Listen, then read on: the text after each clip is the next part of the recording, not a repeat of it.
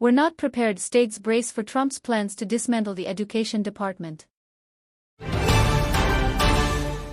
By Adam Edelman and Tyler Kincaid.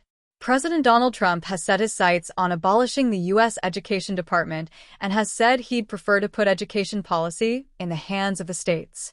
But that may not be so simple, with state officials and lawmakers saying they're wildly unprepared for such a huge undertaking.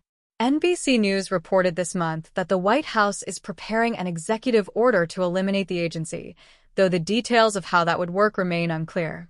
Trump cannot unilaterally get rid of a federal agency without congressional approval, and his nominee for Education Secretary, Linda McMahon, agreed at her recent Senate confirmation hearing that they hope to present a plan that Congress will support. At a cabinet meeting Wednesday, Trump reiterated his plans for major changes at the agency, saying that, "We want to move education back to the states where it belongs."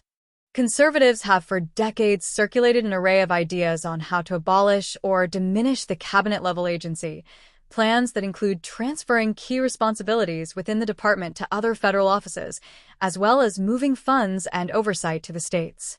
Yet, in the absence of specifics, the White House's broader plan has been met with confusion and big questions from state lawmakers and education officials from both parties who would be tasked with filling in the gaps most likely to arise if and when the department is ended or curtailed.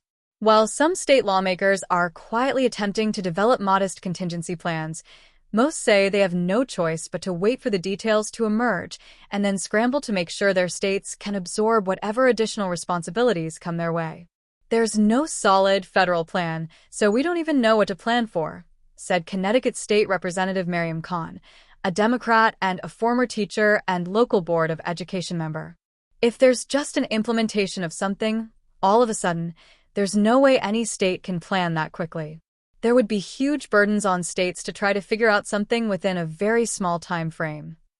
The largest questions revolve around who would pick up many of the agency's most crucial responsibilities, among them the dispersal and oversight of funding for schools with extra needs, including schools with large populations of impoverished students or schools with children with disabilities.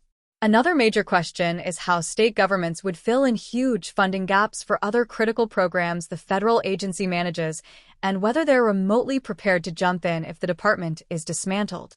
"You can't just move dollars like that without downstream impacts on individual districts," said Joshua Cowan, an education policy professor at Michigan State University. "Like rural communities that really rely on the ability to easily, quickly interface with their own state agency and with the U.S. Department of Education to just get what they need, get decisions made, get dollars cleared."